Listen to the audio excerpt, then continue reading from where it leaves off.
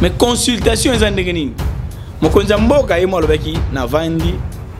natali 2 ans déjà oyo tokende biso baparti oyo tosanganaki cash na FCC wana epima nango mboka na ba divergence na ba nini mais tomonaki présence ya président et l'église de réveillité. Pourquoi ayaki te azalaki d'accord na wote to marambo bandero bakuna et intéressant qui était na mikoti to na ba pasteur oyo azolakisa bana nzambe keno yaka na église obosoma pamboli yaka na église miracle à gogo ba voyage ezali est église ambassade évêque Soni Kafuta général Soni Kafuta akoti la personne éternelle matin batu ba koleka mais RCSN et kozala mais so beaucoup bassin na nzambe comme opesa déjà allié bali koleka bani et comme ni likelema division de l'eau et côté na kati ya l'église surtout na kati ya monde ya bino ba pasteur neti pasteur Mardoché ndazaboye soki ba bengisi na séminaire moko boye bi ke pasteur moko songolo paralazali a rokende te division ezala ko makamba lelo ti division e uta banda na lola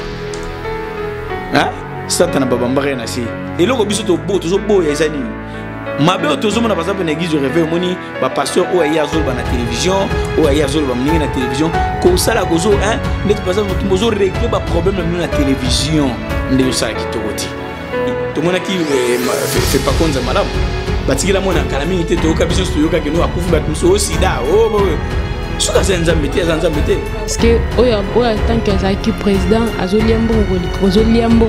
koleka baninga to baninga pe basalaki ke biso nyonso tovandaki tosangisi ezalaki likanisi na biso ndenge ni ya komi kolia koleka biso tika tokabwana ni elo mo eza kosala mwa pasi na mboka na biso ezaki église c'est comme un féodé moke na makambo etali politique na quelle magie na mystique nini oyo esali ke l'évêque ancien évêque général abimana su mpona koloba ke ye a nommé mutu mususu moi parce que moi bulu yekiwana Rossi News TV et l'émission ba news ya sika. Oui, to s'abonner massivement à Rossi TV. Kuna to mona ba théâtre, ba émission, ba elubu, musical, political, chronical,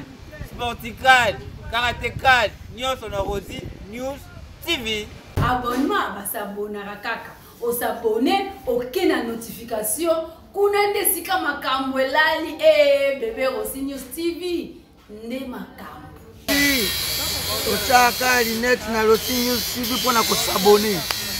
Bonjour et bienvenue sur votre chaîne Rossi News TV à toutes les internautes. Babito prometa kibino que tozala invité mon tellement spécial, invité mon corps à vraiment à ma source où ils sont fiables, ils ont ma source où ils sont fiables. Babito za déjà naïe m'a beau découvrir tout à l'heure sur notre plateau. Je dirais à toutes les abonnés de Rossi News TV. Tous un peu ça va commentaire na bino, tout mon un peu va commentaire na bino. On a répondu na oh Seigneur qui te répondre surtout au Seigneur na bino yon fingate parce que ceux comme yon finga ils a mabe et un token net au kendele ils aura toujours bien. Merci à mon équipe technique Balobi Mirador. Merci à toi ma bi maman appelle sa bicho toujours espace kitoko appelle sa bicho toujours confiance madame Rossi Moufansoni babi yemoko déjà na bicho Joyce Mboui babi déjà appelle ça toujours babi moi ça mbinga moi ça soit moi ça propre babi yenda pesa est toujours confiance wana ya joie charge ya chana Rossi News TV babi bino bato bosangana ki bobi ke yenda zana suki akoti lilita babi bi makanisi na bino eza nzambete. Merci à docteur privé babi docteur azaki toujours wana babi azaki toujours na azaki toujours wana ngai kolandela toujours soin ya corps nangato soin nzoto nangai docteur Eric Kalala babi nzamba baxeloe belé na musala makasi osali nzamba pesos toujours susu ya mingi babi sans plus tarder pour que ne toujours belete parce que to kutie na bureau na pas am sale belé ya kosala mais apesi biso toujours tawana apesi biso opportunité wana ko yamba biso to akoleka na chaîne na biso Rossi News TV directement on a toujours ko s'attendre à plan pesa embote. Et bonjour pasteur Mardoché Mufanga. Bonjour, c'est pasteur Mardoché Malukanga, pasteur responsable à Centre évangélique La Divinité, où ils ont mis na Kinshasa, na commune ya Lemba, sur avenue Botango numéro 7 bis. Et na yote suna bakisa soudini parce que yambinga na cadre avec pasteur. Ya baksana nmiza te to yambino na cadre avec pasteur, na cadre msusu to ya to role kambala ya sima. Donc to yeba non pasteur Mardoché, santé nini puis famille et puis famille chrétienne. Oui, santé ça bien, moningai nous en forme, famille chrétienne nous pesa kitoko, centre évangélique de la divinité d'ailleurs tous en a fièvre vraiment bongissimoko, oyo bon on tout à l'heure ba fiche na biso et zali bongo convention comme nene auto bengo convention des alliances et za convention ne to bengo convention Nicolas Kisaki ba to ba yokani donc to yokani na ba sa nzambe belé auto sangana moi au Mobimba à partir le 29 dimanche le 24 décembre, donc on a la kaka na ba marathon de prière et ba enseignement sur l'alliance des makam auto lobelengwana. Donc dans l'ensemble là ba église de divinité et sa merveille. Église de divinité et sa merveille ba fidèle non sur église de divinité to pesibino mbote pasteur Mardoché to vraiment toujours vraiment tant mingité par rapport à circulation ba rumeur to ya marambo oyo zo leka vraiment ande to benga ka ba fake news ndenge zo leka que ba ndelo to moni bozongi ya pasteur Sony que alongwaki. Et puis, Bazongi tant que président de l'église de réveil, et tant que président de l'église de réveil. Selon yo, moi, le bateau analyse personnelle. Oui, merci pour la parole. Nous avons rectifié Mouké. Évêque général Sony Kafuta, Rockman, on a participé en passant. À Balongola qui était. Nalingina Bongsama Mouké, Balongola qui était pourquoi?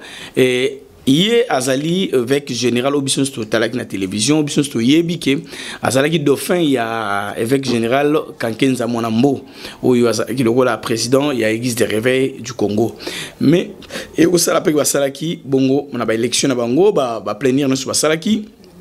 et ça qui est Mtabimaki, le cola représentant. Abimé représentant, Azali peut représentant l'église de réveil du Congo. Mais au moni, et le mot, ça, ça, moi, pas si n'importe quoi, que l'église, c'est comme si, comme un féodé, mouké, na makambo itali politique. Voilà. Et comme un féodé, mouké, na makambo itali politique, au moni. Et moi, nous, mouké, lorsque baké, tant baké, pona kupona, mouto a kukamba seni. Parce que seni, ba pesa engo, n'ingisa wana batu bakoki ko voter. Moto oya ko kambaseni aza moto ko uta na parti politique te ezali basali na nzambe alors bazor ba confession religieuse nyonso bazor ki oui confession religieuse oyo na kotanga te bobi catholique mission bangi voilà Ahmed Isali oyo toyebi d'ailleurs kutumaka mwana même na ba banani mais pas banani pe moi divergence moto mona ko na télévision mais nazoka monenge église de réveil ndenge bimaka mabe makasi parce que tout monde qui binga na monga na tala télévision déclaration il y a batu ya ba musulman que muto abimi wana za muto biso to tindiete mais ce qui ba musulman oyo sala bon tiens alors pas que no muto ya représenter na seni wana biso to tindiete ngana landa déclaration à la télévision mais moni mais yango on a biso que non église de réveil nzambazali ngaza muto église de réveil te ngaza muto ya missioni biso bata KDC biso bata KDC les assemblées de Dieu mais tant na zolo baboye que non je sens que moni église de réveil biso bata ba ibate l'église de réveil na mboka na biso eza munene makasi eza munene makasi na ebite okotala na commune nyonso oyo vandaka na balabala moko église koza combien. Vous comprenez? Na commune mo begize ko za combien? Siko voilà, siko omoni ebele nyonso wana et ko gérer ba to belé za pe passer. Mona mutaza mentalité na ye, mona mutu azana ndingi na ye. Alors l'évêque général Sony Kafuta bango bazalaki kaka na RC o bango bazalaka. Siko esali ke to ebité na likambu nini na quelle magie na mystique nini o esali ke l'évêque ancien évêque général Abimansu pona kolobake yi a nommé mutu mususu moi parce que moi boulu yekiwana bande wana musu balo oh yi akomi nani pape na biso to akomi nani po ya banda ko nommé yi atiki dia bo constitution de binga yi pe mutu alobeki no natiki eki pa mutu mususu bato so bayebi ke évêque général Kankenza azaka susu président église de réveil te et comme évêque général Sony Kafuta mais ça les mikolo mukie oh to longoli to komi et ça qui moi qui to côté na ebike makambona to beko to no musindo so landela ngoma mamba politique mamba ronsa malonda hein bato ba voter ronsa malonda et comment qui peke no ba ndenge ba kendaki biso to landaki noir sur blanc ndenge nini évêque général Sonic Kafuta lobaki na télé 50 atalisaki yango très bien ndenge na télé 50 nda lakisaki alobaki ke malonda wana kutu biso to yebi ete aza mutu kutu balobaki aza candidat ya kimbangiste mais ndenge nini batu nyonso bakomaki kokatana bwe babeteki lisolo ndenge ni koma so batika kuma mutu moza muluba bakati bakati donc omoni ke na mboka na biso même basali na nzambe ba sentiment tribal les amakasi eza na kati oui toyokaki biso toyokaki ndenge nini même avec Sonic Kafuta lobaki mupanja basango balobi bano ba candidat so baki no bangala ozomona tant bakati kati bango mukongo aleki donc ozomona ke ekomina ki mukongo muluba batie basali na nzambe confiance omoni structure wana noyau wana basala ke pona batu ba gérer mapona mina mboka batie yango pona basali na nzambe ezeloko ya mukiete yango to lobaka ke no pona zonga ke no évêque général Sonic Kafuta alongwa kité ezende ke RC comment il est dédoublé comment il est mis balé mais je bénis le Seigneur parce que baza basé na nzambe ba na nzambe lelo na moni en tout cas bayokani et na moni RC comment qui mi balé parce que oya tant que azaki président azoliambongo kozoliambongo koleka baninga to baninga pe basaki ke biso non soto vanda ki to sangise ezaki likanisi na biso ndenge ni ya komi kolilia koleka biso tika to kabwana nde yangwane kabwana ki to eza na kaka na ba intercédant moko eza saka na C na lobi boye est-ce que mutu tant bo voter boche numéro 1 na bino boye bite ka kolia ka mbon mais pasteur alia mbon te pasteur faut te kolia mbon na sens nini ba avantage ya kozana ngo ezaka ndemo na bino te ye ko présence na pamba ko tambola ki na église mo ba pese cadeau mais yo soza par exemple yo za mutu za na ndase so ke na présence na église ba pese cadeau ya ko télémenta ke kana na casquette ni wana kozala ka président so ka lobi ka tambola lobi na kembandaka combien d'églises ba yamba ya réveil donc on comprend ba faut to longola na mentalité wana faut to longola mentalité wana évêque Sonic Kafuta général Sonic Kafuta a retiré la personne éternelle matin ba to ba koleka mais RC sani e kozala mais so beaucoup basé na nzamba comme pese déjà allié ba likoleka ba ninga comme ni likelemba est-ce que na biboye ba confession religieuse musu ezali ba biso doza par exemple biso ECC papa ezali kitengu ya papa Marini bodo alongweti atiki pe mutu mususu bokundo azalit est-ce que mutu alobaki bongana fo bokundo wa fondo wa komi place wana ngai fo bandoko katela ezanini ezali kelemba to ezanini non l'église de réveil comme Ali Kelemba une église de réveil comme Ali Kelemba papa atongi église avant d'aka raisonner mon Pierre nae azana moi donne ya rakaba baba na donne ya vision asali mo église bandimi ba évangélisation nzambe pas ça rata bakise mo mafuta na sima ya mafuta wana église mati papa akomi pensionnaire tala lobi église na ngai natika yango boye oh papa asali évangélisation na alobi natika évangélisation organiser évangélisation za lokwa mutu bengi mutu yaka concert musique za te batu bako okosa mama évangélisation za pasi okosa l'église otondisi obengi ba frère frère Patrice aye batu be batali lokla TV belobi bazongi ba yesuti do so moni mutu oyo avandisi église evandi 10 ans za stable betela maboko mutu obo soki mwana na nzamba bengai so mwana nzamba bengai te okufa so mwana nzamba bengai to mona bato bele atikeli mwana nzamba bengai te akufaki to mona ki fait pas konza malamu batikela mwana kala mingi te to kabiso to yoka ke no akufi bato mso sida suka za nzambe te bana wana bato a fait pas comme une église de réveil ndezana lelo bana nde bakoma kotanga na déontologie bana bango bakoma kotanga lelo koma mwana pasteur azara na États-Unis mwana pasteur azara na Canada mutazo assemblée te moni nyoso na biso keza ba problème à Congo eza problème mo passe ya Congo mutu akotisi ngo azo tina église oyo pourquoi mabepe na lobaki ça basa na nzambe be muto bomi bandimi parce que oyo pourquoi mutu yora nazo mi na mikotisi to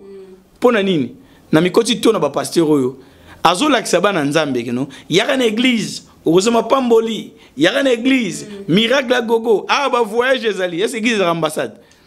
Église ambassade. Ouais, voilà. Est-ce église à commune? Oyaka, bénédiction, ah ouais, heureusement voyage. Et là, papa, nous sommes ensemble là, après, tu vas voyager à Bango. Bakenda bazonga. Pasteur, yo sungana biso to e balelo. Église des années comme ambassade, to église comme maternité, to église est comme lien commune. Au kobala, au robot, au voyager, biloko wana misat. Pourquoi pas bater à repentance? Biso to la kisarabana na Nzambe ke église ezali salle d'attente oyo singeli ovanda poser la bokonza likolo. Ko sambela te pona mapamboli za matabisi sambela pona yo mutu d'abord foye batina nini okelama pona nini. Dieu nous a créé pour sa gloire. Akela biso po biso to sani to adoraka ye nzamba akela biso pona ye. Donc église pona yo eza place oyo ya kokota pona osaka nini ozongisaka merci et pas tata Nzambe pe osaka nini o adoraka ye. Adoration na yo ndenge yo osela soki Nzamba lobi ki en tout cas ndenge za boye mono ngai fana bénir kaka pama oyo kasi yo ndeza ato senga te soki oza correct na miso Nzambe ozo tambola ko bank ko lanta Nzambe ko banga Nzambe Nzambe ozo ba posa na oti akozo ba posa na yo akozo ba makamu na yo ye mo ka biki ndongo za wana kombo kuna tunaite mama limbisa La couronne. La couronne de la presse. C'est couronne. Ah d'accord. C'est couronne. D'accord, voilà. Et au moni faut la sabana na Nzambe ke église mutu pona ni tuaka église. Église tuaka pona mapamboli te. Mapamboli eza cadeau ya Nzambe. Mapamboli obeke biso so bonga pende mote. Ata to biko wala na eso ato lobi ke no kilte to sa bato so mo patron, bato so mo patron te. Mutu mo ozala. Dernier pas ozala. Mais ça c'est tant que n'est pas Nzambe. Nazara na vie moza médiocrité. Bi lobi na bisoni. To tanga na makomi na acte des apôtres ba lobi ni. Na église primitive indigence à la guité. Bato ko lela bazakité. Babi mutu mo ta bando so bozuni lobi ke zaka yanga. Ezaki ya batu nyonso, c'est-à-dire vie église primitive ezaki so mutazana bozui alingi pasanini abenda ma muninga na ye atombola pe asunga pe omoni place batu azo sungana. Remarquez ba église to ba grande communauté ezaki batu basungana ka na pesa ka coup de chapeau na bandeko na biso ya message hein bandeko ya Sheki na ya Branham so tali ba ebele so lelo na Kinshasa so tonne ba botour wana omona ba maison ba te ba téléphone bana ba teka wana bango na bango batu bana ba tekela bango bango na bango eza hôtel ba pharmacie ba koti même na ba pharmacie ba maison d'habillement zo la maison d'habillement belena ba louvo ona omona ah sikoyo yana bisio ke eza eloko moko oyo bandeko lorsque basal ko tuna ngati ngaza mdegise réveil te en tant que pasteur ko tuna ngati egise réveil za wapte na pesu exemple ya malamu na pesu exemple ya malamu keno bazui di kanisa bazui on na bible que na église primitive parce que église primitive eza église ya yambo église bantoma Jésus sa grande église te Jésus accueilli baye ko batikali molimo santo akiti nde église esa nini e bandi église le boso forme nango zaki ndenge nini nde yango wana forme wana mutakoleleza akite mutu mote bande ko bozunanga lelo komi mona mutu mususu azana église mais bozuna esa mininga mususu mete mapasi mazo mona mususu azo seka baninga mususu mais église primitive ezali bonté mutu ya bozui omona abendi pe quelques membres ya nini ya église po mutu na vie na eka azala l'aise elon to luka na vie kolia komela olati ozala quand même ni so mutu chaque jour azwaka na ye fofu na alia kana ye okasi même na poto o vie eza bien autre ba que vie ba quand même mo ba hein ba autre mo ba norme o ezali quand même que mutu akoko uzala bien parce que na poto ezana ba côté mutu oyo l'état atia que mutu en tout cas azala kaka mutu ce qui est le côté social na bango l'état penza ki yango mais est-ce que les mots phaseur eza mo lingala phaseur c'est que phaseur na poto pas alaka d'accord bon mutu mo donc place vie eza bien mais il phaseur à ça place vie eza bien mais il mutu mo aboyene pe famille bazali donc on est trop ba ki na vie eza na bato ba doué baza ba surdoué bazali bato bana classe moyenne bazali bato bazali assez bazali donc tout c'est ça yango pesa la harmonie ya mukili mais to quand ça te que no église ne comme place bato ko enrichir on lesalité ya moka mabe pasteur Mardoché lelo tolo bilaka te ko lingi tolo l'église de réveil te mais to sangsata mo église en général nga bi tout na mo église mais ko bete ke bon mo su église de réveil ne tozo mo ne église de réveil église de réveil eza église de sali musala munene na mboka na biso tondi mayango biso to botama to moni na Kinshasa a makambo ebele na tunelo mona yote sozaka mo amuke to zanaji kale zalaki soki mutu ba uti ebembe ba ti kantine mo munene na balabala ba nzo wa sukona maboko ezaka sute point mais église de réveil mutu elongola makambo no bien ote église de réveil elongola makambo wana non omoni esika il faut comprendre le moko esika oyo vérité ezali molili pesaka nini ezalaka omoni ba église ni sozo mona ko rasate que église ni mute ko tsamtu konza likolo mutu na mutu Seigneur a pesi biso ba principe biblique Luka Kimi na motonioso cherche la paix avec tous et chercher la sanctification sans laquelle personne ne verra et ça va principe biblique Seigneur a pesi biso bato ki pa ngote bato baso kanza kwa que non il y a kokota lu apasa mundimu ya pasteur Songolo ya zamani ma pasteur Mardoché ya non pasteur Mardoché pendika avandi awa azoloba ayebi ke fimbu ya nzambe ko bandi pa basali na ye o me olobela ki batu nini obungisa ki batu combien omoni so biso basana nzambe to yebi yango te wana ndeza pasi mais le problème est que l'église nyonso ko kasate que église aucune église so batema lamba bazali batema be bazali batema lamba bazali batema be bazali zomona donc on a ko biso ezake et komona ka teka ke no ozomona ezane promesse anini et loko biso to bo to zo bo ezanini mabe otozomona par exemple na église de réveil moni ba pasteur o ya zolo ba na télévision o ya zolo ba mningi na télévision ko sala ko zo hein net par exemple mozo régler ba problème na télévision ndeyo sala kitokoti ndeyo sala kitokoti zangi ya koloba tomelika pema poso tosali commentaire ebele koma ola korona yo zaka muna koloba mambo mabe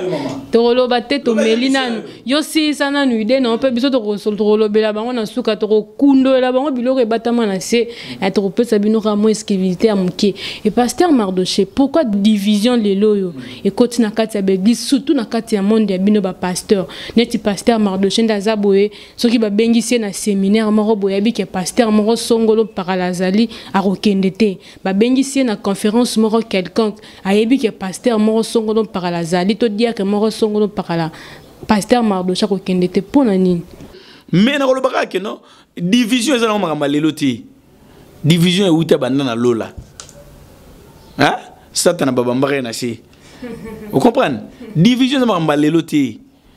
division ezala makambo ya kala. Ce sont des faits de société où le monde en a cas. Faut que tu non et c'est que lui-même non lumière na ténèbres pour ça ni. Et ça qui les lumière, et ça qui moulilite. Au commencement la terre était informe et vide. L'esprit de Dieu se mouvait au-dessus des eaux et l'Éternel landa ngomona. Seigneur a le dit que Poléa akaboli. Donc normalement, il faut yeba que Bible somme dit division au salima. Et ça la division mususu est charnel. Ba kabani pona ba propre sentiment na bango ba posa nzoto so muta kabani pona ba posa nzoto pona ba intérêt na ye soka zo bana koma nzambe suka sala tour de Babel ata tongi e kufa la tour de Babel ezara sunte poso ke ezalaki na potopoto ezoleka mais déjà tour de Babel potopoto ezoleka mais pona batu o batanga lo bana nzambe ba yebi ko discerner les biens et les mal. Babi ko discerner que esika o esika malamu esika mabe eza nini lelo banzala ya Congo nde sali ke mutu akomo lunga kanzala kwa keno ndenge na o souffrir boye ya tata mo selection mutakanganga bisko yo mo metana yo mo sala nini pona vie na yo mo sala nini pona vie na parce que vie ya mutu ezana ba biloko o esala ke ekotia po ba base na vie ya mutu.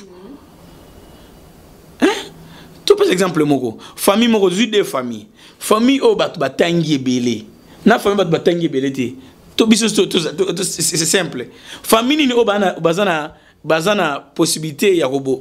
moi chance ya robonge ebele Kenda à l'école, aller tous à l'école, gratuité payant. Voilà. Si vous famille batangité, et comme si vous m'avez mamso lokoti mamoko abalu mamoko bimi akomo benda baninga mususu et on mane comme si vous bato mo bundana. Mais famille o bato batangi. Oromona ata babundani bundante lo ba ke so misala mabeza makasi. Ndeko sala ke ba diplôme ne sa nini et comment souffrir. Mais ceux qui misala mabeza na ngote. Si msa azu musala na ye aki ba futa salaire na ye omona za mutima bena muninga te mais ceux qui ont mususu famille o bat ba bunda na bango nezo ndenge moko ale moi mutima misi mutu ya la saka nini akomo ko bala tanda bongisi mwasi na ye donc bango batiki vina ba motala ndenge ndenge na bango zo bongisa mwasi na ye oh mais bibelo bina ceux qui muta ko bala akobota akoza mwasi ne ba sa famille na bango azaki ya na bino mais tanga bando bota déjà akompe papa ba tu mususu ozomona donc yango na photo senga ka nzambe ke senga nzambe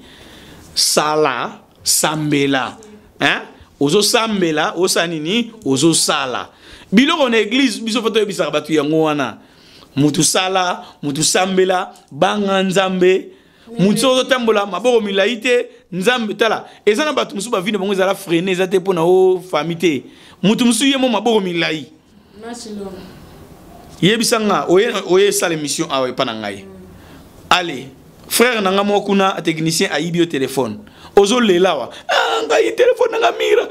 yeba vandi makangi mutema siko mutabonga ke nzambe nzambe pambola nzambe pambolier omoni donc yango na biso ke makambo ba division to makambo buluye ke non ezana ka mitema ya batu yeba bien ke nzambe ezana batu o nyonso babongisa. Même église au sambelaka, même église au mira sambelaka, même église au ezana batu ba mona bokonza nzambe ezana batu ba mona bokonza nzambe te eza premier mitema eza pena batu musuba comme yozo mone musana nzambe nzambe mone musana nzambe te. Pasteur Mardoché tokuta ko jana bureau na oza msale belo zo sala to comme vraiment presque à la fin de l'émission na bicho mais ça juste quelque chose moi ya souko ko soki et ko zala vraiment et ko plaire yo répondre biso tout qui peut plaire yo te. Salut-moi, conclusion, émission, salutation, puis lié place à l'église. Pasteur Mardoché, par rapport à la consultation à président de la République, Ndenga Sala qui te dit que clôture non qui lobby, tout le monde qui différentes religions ezalaki, religion ezalaki belé pour ne pas citer, bato batala qui na bilili, ba mona qui a un peu TV eza réalité eza radio té. Mais tout le monde qui présence il y a président église de réveil té. Pourquoi aya quitté? Azaraki d'accord na ngote to marambo babandero lo bakuna et intéressant qui était to amona ki na ka ke na vana na ngai po rankini eleki.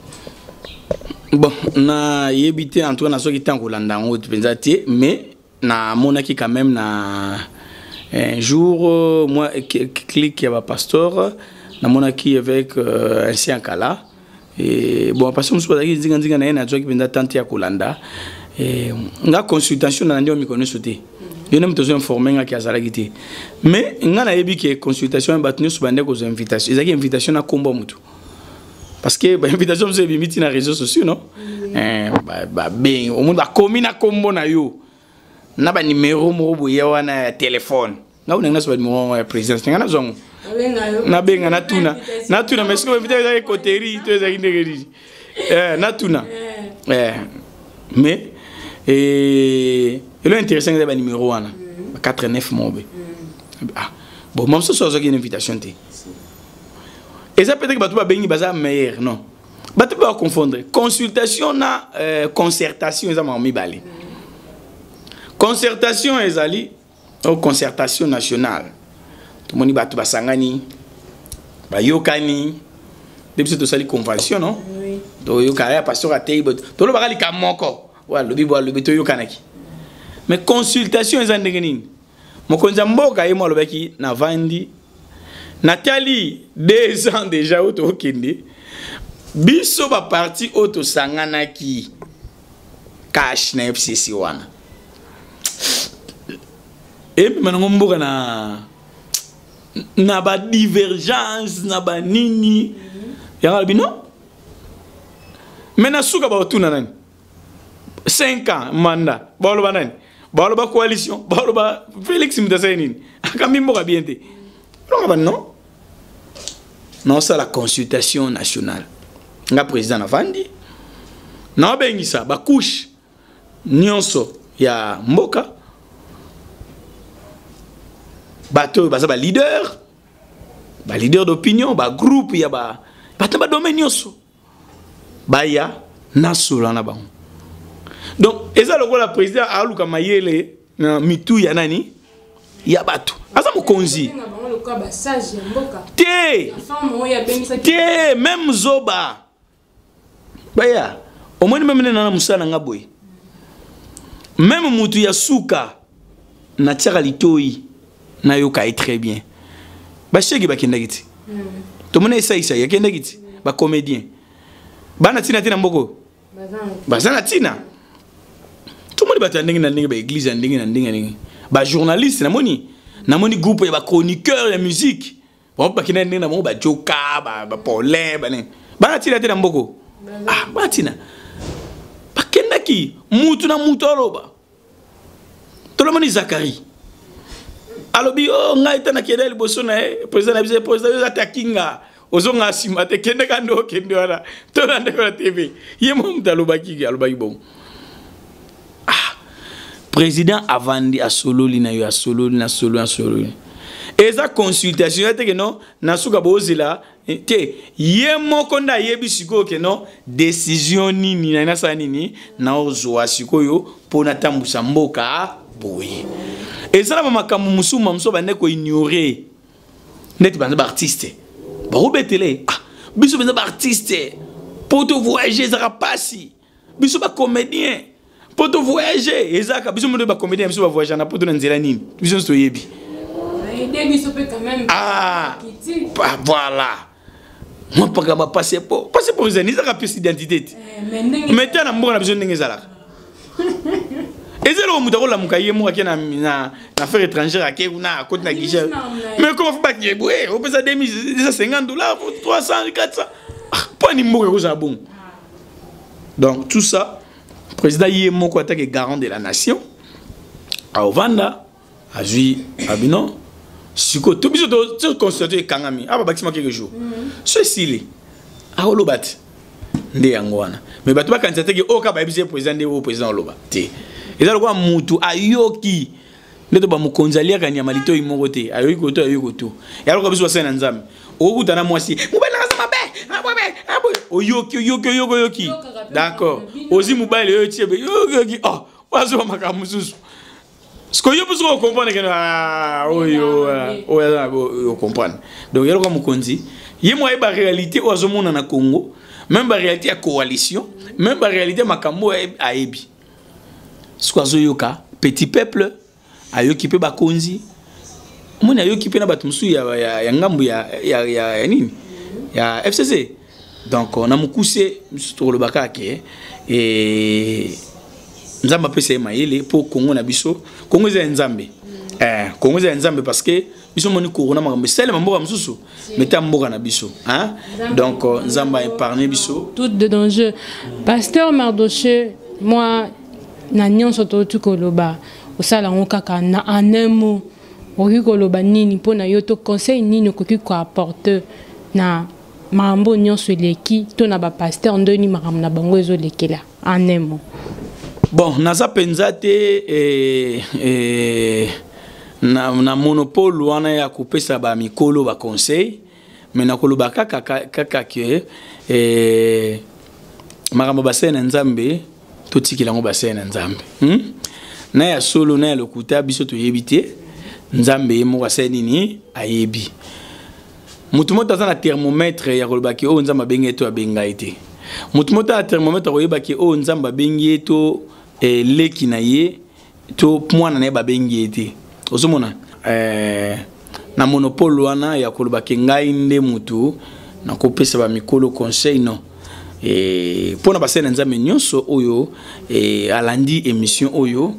te pona bana nzambe pe pona bana nzambe to kota na ba polémique te nzambe omoni mutu mota yebaka o mutu nzamba bengi to nzamba benga te nzambe na sala ka mutu ezape mutu be fort na epete ke nzamba ko salela mutu so meme mutu mo ngana sala boy ngana teya yepa teya donc c'est que côté ani uti pa nzambe te pour so nzambe mtasala ngo obeta tolote donc basala nzambe to laksa bana nzambe nzela boko nzali kolo to laksa bana na nzambe ndenge nini toko zela bokonzi ya likolo pona ngai na pona lelo baka merci mingi na yo la couronne de la presse merci mingi na ndingo kanisi biso merci mingi na Mira Kinzi na ndenge ya kanisi biso peke no boya équipe na bino en tout cas émission na bino émission mona sepela na ngomingi les émissions